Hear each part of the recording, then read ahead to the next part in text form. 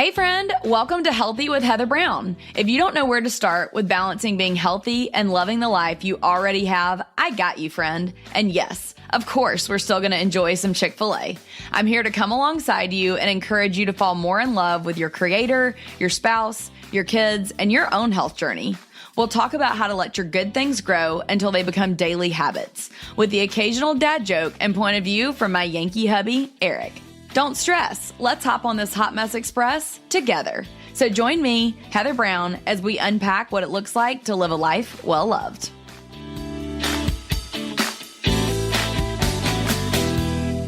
Welcome back to the second part of my conversation with Lindsey Maestas. If you missed last week's episode, it is phenomenal. So make sure you go listen to last week's episode. I'll link it in the show notes in case you missed it, or just go back to your podcast platform, scroll back to the last episode of Healthy with Heather Brown to listen to it. But we really dove deep into mental health and talked about suicidal thoughts. We talked about depression. We talked about what it looks like to be postpartum and struggling. And this week, hey-o, yes, we're going there. We're talking about mental health and intimacy with our spouses. So let's dive right in. We talked about facilitating healthier conversations around intimacy and marriage and how to build good communication. And we were just about to dive into postpartum sex. Don't feel like, let's get it on after your 6-week appointment and checkup. You're not alone, friend. So if you haven't listened to part 1 yet, please hit pause here and go listen to it. And then if you're all caught up, just grab your coffee and let's get right back into my conversation with Lindsey. So one thing I do want to ask you next is I think all moms listening can relate to when we're going through all the postpartum changes. You're struggling with nursing, sleepless nights, healing from a C-section scar. For instance, I talked about I had a 4th-degree tear. Whatever your case is, the idea of feeling sexy again can be just really overwhelming and almost feel foreign, maybe. Especially if you're dealing with anxiety or depression on top of that. Do you mind just speaking to some healthy ways to communicate with your partner about how you're feeling and maybe how you guys journeyed that out? I think in postpartum and in the seasons of mental health struggles, they both tie together in that you don't feel like yourself. You don't feel like you want to be intimate. You don't feel like you are sexy. Like I've shared before, there were moments after having my first kid where I think for a year, I would hide myself from Jesse if I was in the shower and he would come in. And somebody very lovingly told me, Lindsey, you're stealing from your husband. This is a gift. He's never made comments about you. That's your own insecurity. But you have to navigate that because it's stealing from your intimacy and from him. So I think that there's a level of obedience in that, where scripture says that your body is your husband's, his body is yours. Sometimes I believe that obedience comes first and then emotions or feelings come after. And that's a lot of my life. I don't feel like reading my Bible, but I'm going to do it anyway because I know that it draws me closer to Jesus, and then the emotions follow. And it's the same with intimacy. I would say I was so imperfect in that. And even to be totally honest, Zoloft hurts your sex drive. Oh, I didn't know that. So that's been something I've been navigating a lot too. And it really comes down to intentionality and knowing. And that's one of the reasons we did the Sex and Intimacy Project, is because knowing the actual impact that sex has on a marriage, the depth that it carries, especially for a man, and the need for it in order to bond emotionally. When you have that understanding, it's not just going in and being like, okay, I want to get sex over with, or I want to get this done. It's no, I notice that when I am intimate, I am far closer to my spouse. We have deeper emotional conversations. We have more affection during the day that my boys can see. And I agree with that. It shifts you, you feel closer. And sometimes you don't feel like doing it, but when you do it, you don't usually regret doing it because you have this euphoria, maybe not always, but that's also part of Sex and Intimacy Project, is knowing each other's bodies and teaching you how to make sure you're satisfying your partner. But I think that it comes with accountability, telling a friend that you trust or a counselor so that they can help navigate that. Because just saying, I'm not doing this, I don't feel like it, you really are damaging your relationship. Scripture says that you're allowing the enemy to have a hold in your marriage when you're denying sex. Woo, I'm that'll preach. Yikes. It does. You're saying, hey, come on in. Affairs, temptation, pornography, emotional affairs, all those things begin to happen because you're losing that connection with your spouse slowly. And it doesn't justify any of that sin, but it's just to say it seeps in slowly. And so it's intentionality, it's obedience sometimes. And it's also caring for yourself in a way that you do feel confident. Like I was noticing, man, we moved to Nashville. I love food. I love eating out. I've gained more weight than ever. We do have good Southern food. There's no doubt about that. Yeah. Like I've just been enjoying myself too much, which is fine. But I got to a point where I was like, no, I'm like not wanting him to see me again, or I'm not wanting to wear cute outfits. And okay, so it's time to shift something. Like I need to start taking care of myself. So I'm changing my habits and I'm working out every day. And I'm doing those things because I know what gets me to that point. And putting on self tanner like always does it for me. So I'm whatever it is that makes you feel good and confident and is important. But also, I'll say lastly, asking your spouse to praise the things that you struggle with, and not in a way that feels forced, but to say, hey, communicating. Your spouse can't read your mind. What are the things that you battle? Like say small chest size or flat butt, whatever it is. Like, right. I struggle with that and I need to feel sexy. Can you praise either the things that you do see that are good in me that help to build up my confidence, or just help me overcome that insecurity? And a lot of that is going to be between you and Jesus. But essentially, when you tell your spouse, like, I need to hear from you, I need to hear from you during sex. Like, what are you thinking? What are your thoughts? Because that really helps to not feel like, oh my gosh, is he thinking I look fat? Is he seeing my stomach rolls? Is he, like to hear him being like, you look beautiful. Oh my gosh, you're amazing, whatever, to speak that out. But then also on normal days when you're in your PJs, like, tell me when you think I look beautiful, because it really does help to increase that connection. Absolutely. I love all that advice. And I completely agree with that. I have so many questions now because, well, first of all, I just have a lot of questions that I know our readers want to hear. And I actually even asked, I dropped the question sticker box and I was like, I'm getting ready to interview Lindsey. If y'all have questions, like pop them in. So I'm going to almost like rapid fire a few of those with you. And then I'll go back to some of the ones that I selfishly wanted. Okay. The readers want to know. Sounds fun to me. So exactly. First one, rapid fire. Do y'all schedule sex? I'm in the young kids stage. Yes. Okay. We did. We don't so much anymore, but yes, we did. And people always say, oh my gosh, it is so unromantic to schedule sex. But what is more unromantic? To not have sex or to schedule your sex? To not have sex. Like, that's lesser option. So it is better to just schedule it. I say to people, you really can't put a timeline on it. It depends on your personalities. I recently interviewed somebody who did it every single day because it was to avoid struggle in the husband's life. And they both committed to that. Sure. That is not me. I think that like 2 times a week, 3 times a week, like whatever feels right for your marriage is wonderful, but come together and make that a plan. And it doesn't always have to be at night. I am like the biggest advocate of morning sex because nobody has touched you yet. Like your body, the sensory, the stimulation, it really is just tenfold. But then also you haven't had time to eat, so you don't feel sluggish. Like you're just in your prime and you're already together. So wake up a little bit early, set an alarm before the kids and make time for that. Or if the kids are at school or watching a TV show, like be quiet, but like lock your door. And there you go. Make time. Like you really do. You have to make time just like you make time for anything else. Yes, agree. Next question, again, because I'm trying to rapid fire. Ask her anything. I am too scared to Google it. And then she says, quote unquote, the science of orgasms might be interesting. So obviously you could probably talk for 45 minutes on that alone, but maybe could you just give us in like a 3-sentence or like one small paragraph wrap up of like, is there anything you're like, I just wish every woman knew from this standpoint, the science of orgasms? The clitoris has more nerves than the tip of the penis. So if you are not enjoying sex, something is off. Okay. I think the biggest thing is to teach your spouse and to show them what feels good to you, which may take a little exploration. But if you are willing to show them, it's very important. And we talk about this in the Sex and Intimacy Project, but actual intercourse, a lot of men don't know that the inside walls of the vagina do not have a pleasure center, just the walls. So that is not something that feels good for a woman. The clitoris almost 80% of the time needs to be stimulated for orgasm. Y'all, if you've ever looked up and saw it was 5 o'clock and didn't know what the heck you were going to put in front of your kids for dinner, girl, I feel that. Same here.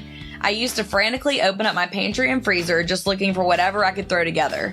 Somehow, I landed a job at a meal planning company and I had to figure it all out. I was taught by the #1 meal planning company in the nation how to write meal plans that are time effective, cost effective, and to help get dinner on the table, period. Over the years, I perfected a system that also makes it healthy. So if you don't know where to start and you feel like you're busting your budget and never know what to eat to be healthy or get your kids to eat it, I've written a comprehensive guide for you and your family. This guide is your quick fix to getting food on the table that's healthy, affordable, and your kids will actually eat. Through simple hacks, tips, worksheets, and more, the ebook speaks to the heart of busy mamas trying to save money, save time, and eat healthy while cultivating special family moments around the table amidst the chaos. With tons of printables, recipes, and shopping ideas, plus my step-by-step strategy that holds your hand as you set up your own meal plan, you will learn how to shop your pantry and plan in the right order. This book has already been a game changer for so many. So visit www.mylifewellloved.com/ebook to grab yours now and use code PODCAST to get 15% off. I had no idea that fact about the clitoris versus the penis. That's crazy. Okay. You should enjoy it more than men, is the truth. apparently. Yeah. Okay. Now I'm kind of going back to what we were talking about earlier. Say a mom's 6-week appointment is come and gone, but she's still not feeling ready to have sexy time again. What are some tips for her and her husband to work together slowly and just like not feel like all this pressure of like the day hits and like it's go time? Like, how do you kind of coach women through that? Don't do it. Don't do it. I went in at my 6th week and they told me, you're ready. And I said, I can't even walk properly. Like I had torn a lot as well. And that's crazy. Like if you you had a baby come out of you. So right. For me, I'm like, don't do it. Give yourself time and you communicate to your husband in advance, especially if you're not pregnant yet, or if you're pregnant now, that is a very, very small guideline. But I will say there are plenty of other things that you can do in the meantime. You can do, if you're comfortable with oral sex, like you can do oral sex, hands, touching, kissing. I mean, it doesn't always have to lead to orgasm either. I think that that's a really big misconception. Sometimes if it doesn't, it makes you long for it more like the next day. You're like, oh, okay. That's now a good I've been thinking about it all day right. because it wasn't fully satisfied. And that's something that actually has really worked like in our marriage, not something all the time, but it's nice to like desire your spouse and to think of them. I mean, there's so many more ways to be intimate and to express that. But like as a woman, if you feel like you want to serve your husband and just let them know like, hey, it's not the time right now for me. Give yourself grace and time. Like it is trauma to your body. So allow yourself to feel comfortable. And it doesn't always feel good the first few times either. It can be really painful actually. So go slowly and do what feels right for you. Yes, love that. Okay. What are your tips for women who are struggling to feel confident in their body during pregnancy, nursing, postpartum, and then just as a busy mom in general? You talked about movement earlier, which I'm really big on. For me, that's huge. I think that's the biggest thing is like making sure you're doing something, because I know when I had one day where I went, this is so gross. I'm confessing. Okay. I love it. Come on. I was like 9 months pregnant and I went to McDonald's and then I went to Taco Bell. And then I went to like Wiener Schnitzel, which I don't think I've ever eaten at. And I picked up from each place what I was craving. And I went and nobody was home, so nobody could judge me. I turned on my favorite TV show and I just ate. However, that's amazing. It was the best day of my life. But if you're doing that all the time, and this can be in any capacity, like if you're just sitting on the couch and that's because that made me feel disgusting after, right? Sure. Like it was great, but it made me feel gross. If you're doing what makes you feel disgusting, you need to change. And Atomic Habits is one of the best books I've ever read. And it talks about the 1% shifts in your life where you are going on an upward trajectory of 1%, which means like, if it means putting your yoga mat on the floor every day and not even getting on it, you're making a 1% shift toward health. Okay. And then you take another 1%. It's not the 0 to 100 massive changes, especially when you're pregnant. There's only so much that you can do. But if you're acknowledging that you're doing something that makes you feel like you're not confident, do something else. And usually a walk or 2 a day is obviously very good for the baby, very good for you, and can just help you to get out of that negative mindset. At the same time, pregnancy can just make you feel horrible as a whole. Facts. It's rough. Yeah. So I think that this comes to a place where you really need to have compassion and understanding in your marriage and build upon that and call your spouse up to compassion when you're just not feeling it. But again, the obedience factor comes into to where you have to know that your spouse may love your body. Like my husband loved my body pregnant. I felt yuck. Oh my gosh, I felt so bad. I had all kinds of issues and I was huge. And so, but he liked it. And so again, why are we stealing from him if it is something that he enjoys? So I would say, yes, movement, caring for yourself, doing things that make you feel good, but also having the emotional intelligence within the marriage and the emotional conversation to make sure you're both on the same page. Yes, I love this so much. One thing that you talked about, Lindsey, a little bit on your Instagram recently was about how one of your sons, your older son, is struggling, I think, with asthma. And so I'd love to hear a little bit because sometimes I feel like it's almost like the mental load. It's almost like because your mental health is poor. And then like you add on that one more thing, like you get sick or your spouse gets sick or, your kid has, an asthma outbreak. Like how have you guys dealt with that? And what have been like your best tips to kind of like regroup after you've had a season of sickness or a season of trauma? It's just heavy because he has severe asthma. And the best way I can tell anybody who doesn't understand it is it's like having an episode of RSV like every couple weeks to where he's not breathing. His lungs are pulling it, like his rib cage is pulling in and he's can't sleep. Nobody sleeps, So I always say, like, I don't feel like I have permission to talk about it as much because people have it so much worse with kids with cancer, tumor, but it does affect our lives. It affects us very much.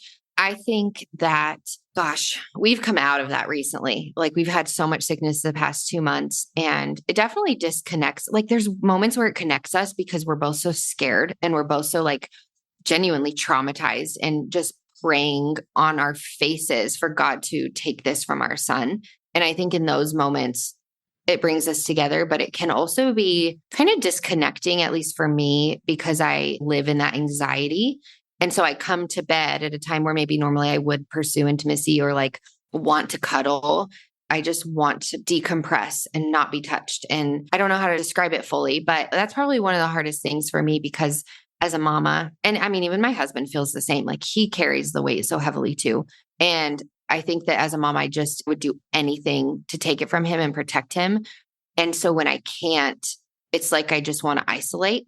So I probably am not the person to speak to that. And I mean, I share this just with vulnerability because, again, like I said, it's my mess and there's nothing perfect. Like we teach sex and intimacy, but that is a moment where it's hard. And I think that there are moments, like I said, where it can bond you and where we'll be like wearing our hearts on our sleeves, like within intimacy, and we're just like broken together. And I think that can be really sweet. But I go back to the place of compassion and understanding to where sometimes that emotional and spiritual intimacy, like praying together and reading together and like seeking God together and having those really deep conversations about like, gosh, I didn't expect my life to look like this. Like I never would have wanted his life to look like this. How do we move forward? Like that bonds you maybe more than any sexual intimacy could in that moment. So I think it's just knowing what you and your spouse need at that time and not forcing something that should happen while also just being intuitive of what your spouse needs. Because sometimes a man in his brokenness, like just wants his wife in that physical way. And it's not about sex in that moment. It's about connection for him. Like that's how he bonds with you, just as you do with face-to-face conversation. That's such a good point. And I appreciate you sharing that because we have talked a lot about in this mental health season about how really like a lot of times your message does come from your mess. And so I actually think it's really cool you're willing to share a little bit about that, even though you're like, I don't know all the answers yet. I'm still figuring it out. So thank you for being willing to share that. And then I feel like I'm encroaching on your time, so I do want to be respectful. What is your advice to couples on keeping the romance and spark alive, like in the busyness of having little kids? I'm like, I don't want to cry about this, but it's like so heavy on my heart. It breaks my heart when Eric and I go on date nights and we share that on Instagram and women are like, I mean, I haven't been on a date night with my husband in 6 months or a year, or man, my oldest kid's 6. I don't think we've been on a date night in 7 years because we just haven't or we can't afford it. So to the woman that just is starting to feel isolated from her husband and distant and was like, I don't even know how to get back into intimacy in a way that I can enjoy. What are like little tangible steps that you guys advise for them to start to break down those barriers? Yeah, that's a really good question. And I love your compassion and empathy because I mean, that it's so common. And I think a lot of that is that the wife specifically doesn't feel prioritized or valued or seen. And like they're spent their life hustling for their kids and doing all these things. And then there's like maybe a mediocre thank you, if that. And not to say this is all couples, but it's the common theme in my DMs, at least. Agree. So I would say it starts really small. And the Wife Project from Roommates to Soulmates, that is like my heart with it. I say that it deepens your faith in such a way that it has no choice but to pour over out onto your marriage, because it has a 65-page workbook where you go through conversation starters, like marriage challenges, journaling pages to kind of assess why your marriage is where it is, but then also to give you the opportunity and like really practical ways to grow. Obviously, date nights is a really good start, but if you don't have the money to get a sitter, the amount of times Jesse and I put like a blanket on our floor and made our own chocolate covered strawberries or like a steak dinner and just sat on the floor together.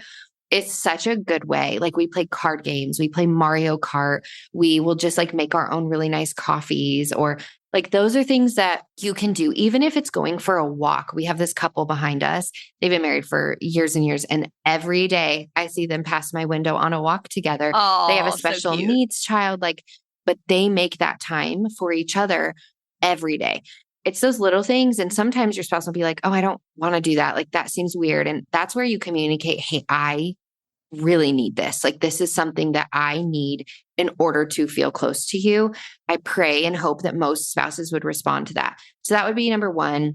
I think if you can afford a getaway, Jesse and I have a rule where we do one family trip a year and one couples getaway a year. And those are like some of the most reconnecting moments that we ever have, as our trips just together.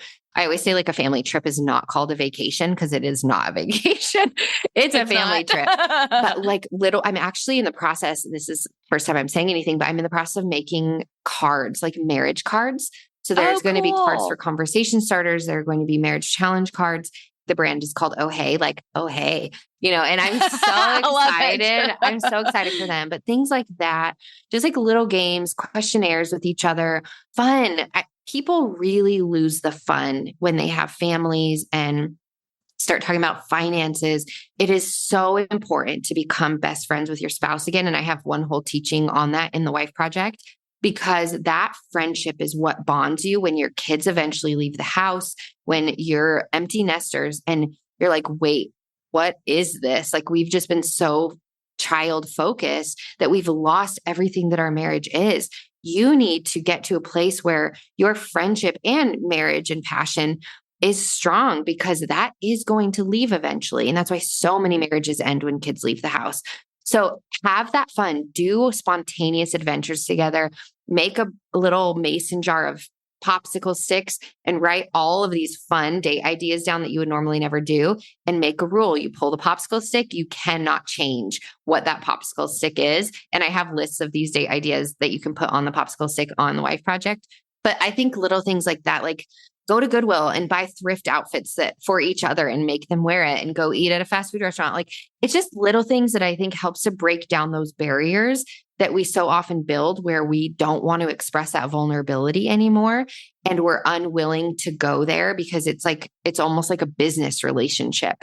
And if you are in that place, that's why I say from roommates to soulmates, like there is hope. And I've seen crazy cool redemption from people who are digging into scripture and what it calls you to be to your spouse, that helps you to break down those barriers.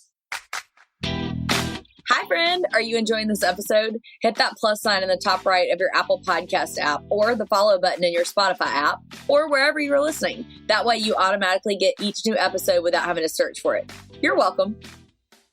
That's awesome. Thank you so much for sharing that wisdom, Lindsey. That's really cool. It made me think about this. Have you heard the song Next Thing You Know? I don't know. It's a country song. Anyway, you've got to look it up. The guy talks about, it's really cute. It talks about like, next thing you know, there's a pregnancy test on the counter. Next thing you know. Oh, yes. Yes. Like your kids are playing in the yard. And it makes me think about that line where it says, next thing you know, your kids are grown and gone. You fall in love with your wife again. And it's just the best song. Anyway. Yeah. I love that. But I will link up all of Lindsey's resources, including her podcast, the Wife Project, the Sex Intimacy Project. Lindsey was just telling me before we started recording that she's actually working on a new YouTube channel. So do you want to share where all they can find you and all your web addresses and all the things? Yeah. So on Instagram, I'm at Living Easy with Lindsey. TikTok is Jesse and Lindsey. And then YouTube is Lindsey Maestas 1. And she'll put it on there. I know the last name's hard, but I am actually starting a series of 5 things that are ruining your marriage and how to fix it. And I'm going to be really focused. Like I'm going to do vlogging and just show kind of mine and Jesse's life and fun challenges with us. Like we want to do one of those hot wing challenges from Hot Ones and answer Q&A questions. So I'm hoping for it to just be really lighthearted and fun, but with a focus on strengthening marriage and the friendship and the fun in your marriage. That's awesome. I love it. Well, I'm going to ask you the last question, and I ask every guest that comes on the podcast this question. It is, what is your favorite thing in your health journey that's making you feel like yourself right now? And it can be anything that makes you feel like you. I love Pilates. Ooh. I have never been a Pilates person. I've always done heavy weights or cardio, but I have started doing Pilates on YouTube. Like I literally just put it on my YouTube. I'll search Pilates. I love this girl. I think her name's Go with Chloe or something. And it just makes my body feel so different than it's ever, like tighter, I guess, than it's ever felt. And it's also just very relaxing and calm and doesn't feel, I guess, like I'm exerting so much energy to where I just want to like collapse after. I just feel stronger. So I would say that has been really good for me. And then I'll add number 2 is going on walks while talking to a friend. That has been like, I'll just call a friend or Marco Polo a friend while I'm walking at night. And it's just been like, I mean, it's good for my body, good for my mind, and also just helps to be intentional with that connection with friendships that sometimes you lose. So I'll just call somebody and just whoever I choose that day and just chat for a while. Oh, I love that. Okay, you just reminded me, one of my girlfriends has started going to a naturopath here in Birmingham that almost marries like regular medicine with naturopath practice. Yeah. And so I work out at Burn Boot Camp. I don't know if you're familiar or not. I know y'all have them because my friend goes to the one in Franklin, actually. Oh, okay. But I used to teach Pure Barre, which is a ballet bar based workout. It has Pilates, bar, yoga all in one. So I did that for a decade. Now I'm starting doing Burn. And this doctor she went to was like talking with her about why she might have lower libido. And I thought this was fascinating. She said that if you're doing really hard workouts, like, a Burn or what is it called where you do all the big dumbbells? Oh, like CrossFit. Yes, CrossFit. That's what I was looking for. That if you were doing that, she was like, in your body, when you're taxing it that much, like it doesn't know if you're running from a saber-toothed tiger, like from back in the day, from the stress level, or just doing a really hard workout. So internally, your body's just like, we ran from a saber-toothed tiger 5 times a week. He was like, it doesn't know that you're working out that hard to like, for a benefit. You know what I mean? So she was like, I actually would highly recommend that you start doing maybe hard workouts like that, like 3 to 4 times a week. And then maybe on the other days, you might want to do like your pelvic floor exercises or Pilates or yoga. That's really cool. I've never heard that. I hadn't either. And she said that for women, low libido is more about what's in your brain. And for men, it's less that. And so she was like, that actually can even help with your libido. And I was like, what? Like mind blowing. So cool. Right? So yeah. I'm like, the more you know. Yeah, learn something new. But anyway, Lindsey, thank you so much for joining us today. I had a blast talking with you, and I know the listeners can't wait either to hear all this. So it'll be great. Yeah. Thanks, Heather. It was so nice chatting. I mean, I really appreciate you thinking of me, and I genuinely love conversations like this. Like, I just feel like I'm having coffee. So, and I hope you have fun in Nashville. If you could text me if you're here. Yes. See if I could see you. I will. I would love that. Well, thank you guys so much for joining me and Lindsey today for this conversation. I am so thankful that she was willing to come on and share her wisdom about growing business and sexual health and mental health and just how you can find your message in your mess. We would love to hear from you guys. So if you will look us up on Instagram, give us both a follow and tell us maybe something that you learned from this episode or something that you want to do in your marriage this week to spice it up a little bit or just to get a little more intimate. We would love to hear that. Okay, y'all have a great day and go get sexy. If y'all think I'm a little crazy, just wait till my favorite guest joins me in the marriage corner. It's my hubby, Eric. Let's talk about sex, baby. Let's talk about you and me. Let's talk about... I told Eric, it's your moment to shine. Oh, man, I have been asking for this for so long. Heather's been teeing it up on her Instagram for questions. That I have. Holy smokes. How it relates to sexual health. Yeah. Having said that, I don't necessarily think we're going to go into too much depth in this marriage corner. Well, mainly because Eric was like, well, no, we're doing a whole season about that, Heather. We're not just going to talk about it. I'm not pushing for a 15-minute marriage corner on sexual health. I want a whole season. Oh, gosh. We'll still see how that's going to pan out. I don't know. This podcast is popular already, but I mean, the sexual health season, I mean, you're talking to the moon. Number one. Number one. It's hilarious. So, Eric, I do want to ask you one question, though. So, Lindsey, wow. Eric's like, wow, what do you know? Not expecting this. Lindsey, that was just on the podcast episode with me, the name of one of her courses is something along the lines of, forgive me, Lindsey, if I butcher the exact title, but it's called From Roommates to Soulmates. So my question for you is, how do you feel like you and I, after, oh my gosh, 14 years of marriage in September? Wow. How do you feel like you and I stay out of the roommate scenario? Like, how do we fight against that and stay like connected? I mean, I think I would be lying if I said that, sometimes we don't kind of go through patterns or lulls where I don't like to use the term roommates because I never view you like that. But there are times when we don't feel as close to each other. That's true. Yes. I think. And, it's what we always talk about, how important communication is and expectations and, just being willing to talk about how you're feeling about, how your relationship is, whether it's physically, mentally, emotionally, sexually, just to talk about that and be open about that. I know recently we've tried to be more intentional with getting off our phones, just those things that maybe you did when you were first dating, those little touches here or there, or, those little flirtatious text messages. Yeah, all those play a big role in our relationship and kind of avoiding that, I guess you'd call it, roommate type situation. Yeah, for sure. Lindsey just posted a reel that said something along the lines of, this is the thing that you're probably doing at night that's secretly killing your marriage. And she was like, you don't want to hear this, but it's just like scrolling your phone. Yeah. Yeah, for sure. And I know we've tried to just put our phones down more recently.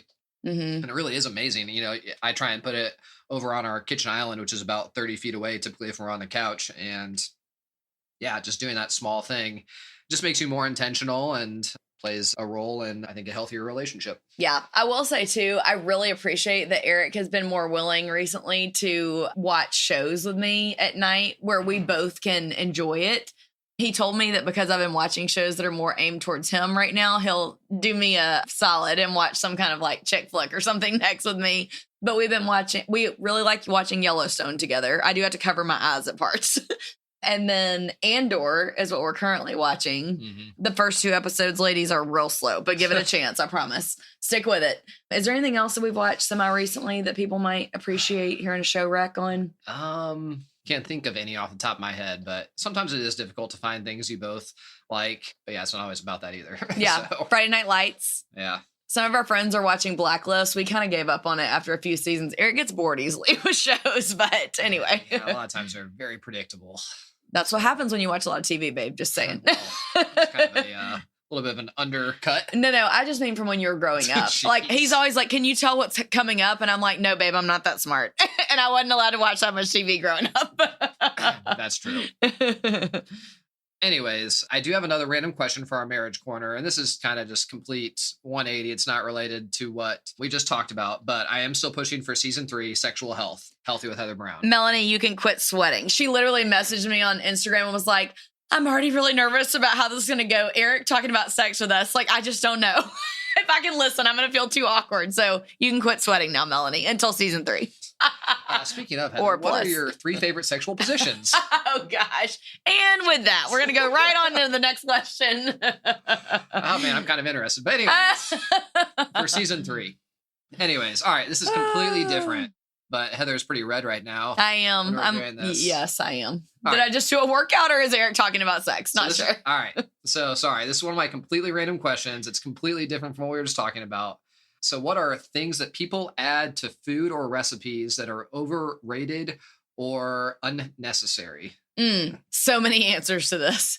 My big thing is people just try to make everything too complicated. I am a big believer in simple cooking, which occasionally, I know Eric is actually a really good cook. We've talked about this. Eric is the better cook out of our duo, I would say. And so I really just appreciate a simplistic recipe. I want 7 ingredients or less. I want to be able to get in and out of the kitchen, and I want it to be a good meal, a healthy meal, and done. When people are like, you need to be mincing fresh garlic and also chopping 40 the minced garlic. Now some people will probably be like, oh, you've got to mince the garlic. It's so much better when it's fresh. You know what? I'm getting a little jar of the minced garlic. Yep. I'm throwing that in there, Yes. People are like, oh, you can tell the difference. Anyways, I think it's unnecessary. It is very unnecessary. And just like all the extra random spices, I'm like, it doesn't have to be Serrano chili pepper flakes from Madagascar. I mean, throw some red pepper in there. It's going to be okay. Yeah, these people that are like actually extracting the vanilla beans like out of the little, whatever membrane or whatever. Like, nah, I'm going to get the imitation vanilla extract.